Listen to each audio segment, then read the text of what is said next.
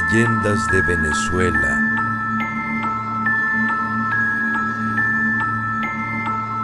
El mes de enero se deslizaba como un susurro en la Caracas de los techos rojos. La noche se adueñaba de las calles, envolviéndolas en una neblina espesa que descendía desde las montañas, como un manto oscuro que ocultaba secretos. El silencio era un eco en cada cuadra desierta, un recordatorio de que la ciudad había decidido recluirse. Las luces de los faroles de querosén titilaban, parpadeando como almas perdidas en la penumbra. Los habitantes, cautelosos, cerraban sus casas, evitando el mundo exterior después de las 10. Había razones para temer, historias que susurraban en la oscuridad, pero no todos escuchaban las advertencias de los ancianos. Juan de Jesús, un joven de buen vestir, caminaba con prisa por la Plaza Bolívar, un lugar que en ese momento parecía cobrar vida con sombras y murmullos. Se decía que iba en busca de su amante, o tal vez regresaba de una fiesta, pero la soledad lo acompañaba. A su lado, los árboles susurraban secretos. Sus ramas crujían como si quisieran advertirle. Con un trago de ron, intentó ahogar el frío que comenzaba a calar en sus huesos. Aquella noche era más helada que las demás, y su mente se llenó de pensamientos inquietantes.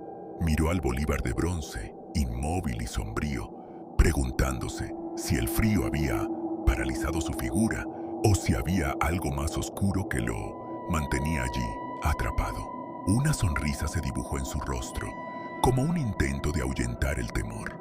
No creía en fantasmas, para nada, pero recordaba las historias que su abuelo le contaba sobre un enano que rondaba la Catedral de Caracas, un ser que, según decían, tenía múltiples orígenes.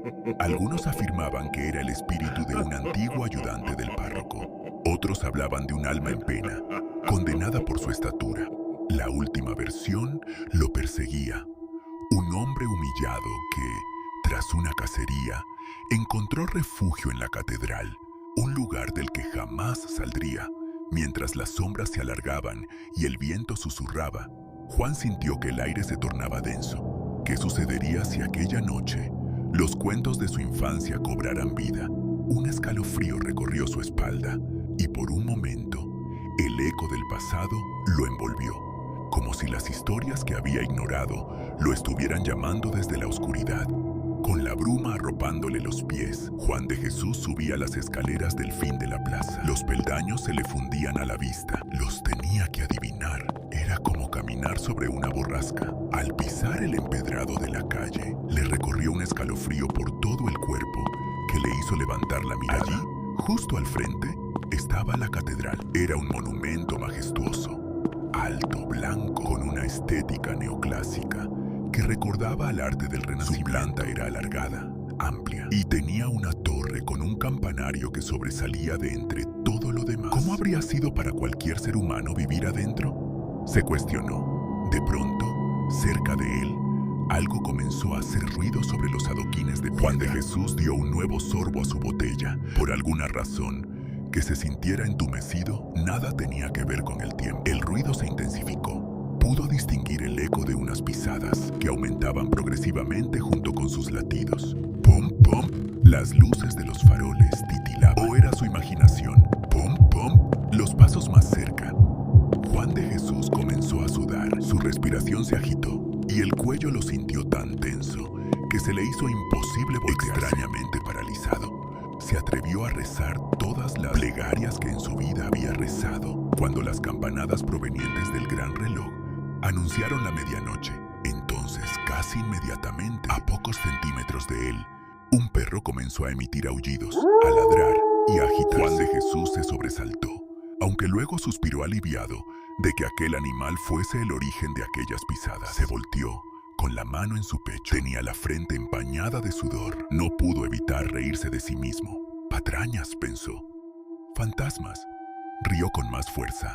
Finalmente decidió continuar con su camino. Si bien no muy lejos, una pequeña figura parecía estar saludándolo. A simple vista, por el tamaño, se imaginó que se trataba de un niño. Aquel vestía de blanco, calzaba alpargatas y usaba un sombrero que le cubría el rostro. Al acercarse a él, notó la deformidad en sus facciones. No era un niño, era un adulto de corto tamaño. Este hombrecito le sonrió, aunque no era un galán ni mucho menos. A Juan de Jesús le pareció inofensivo, incluso amigable. Antes de que retomara su ruta y se marchara, el enano le pidió a Juan que le hiciera el favor de encenderle su tabaco, petición a la que no se opuso. Sacó un fósforo de uno de sus bolsillos, le regaló un poco de fuego y le devolvió la risa que parecía permanente en la cara de aquel. Pero el enano se comenzó a reír de forma distinta. Su voz, antes chillona, se volvió más profunda. En sus encías nacieron unos colmillos que se prolongaron hasta casi rozar su mentón. En sus ojos se reflejaba un fuego infernal. El enano creció y creció, como una sombra que se alza en la penumbra, ante los ojos aterrados de Juan de Jesús. El aire se volvió denso, y el corazón de Juan latía desbocado, como si quisiera escapar de su pecho. Aquella figura, que antes parecía diminuta, ahora alcanzaba la altura de la majestuosa catedral, proyectando una silueta oscura que devoraba la luz. Un escalofrío recorrió la espalda de Juan de Jesús al escuchar el susurro del demonio, invitándolo a su verdadero templo. Sin pensarlo dos veces, corrió, sus pasos resonando en el silencio de la noche, mientras las campanas de la catedral marcaban la medianoche. Cada campanada era un recordatorio de que estaba a un paso de lo desconocido, de un destino que no deseaba enfrentar. Prometió no volver a encender un cigarrillo, ni a encender una vela en su cumpleaños, porque sabía que, una vez cruzada esa línea, no habría vuelta atrás. La oscuridad lo rodeaba, y el enano, con su risa siniestra, parecía absorber toda esperanza. En su mente resonaba una única pregunta: ¿qué secretos ocultaba aquel templo? ¿Y qué precio tendría que pagar para salir con vida?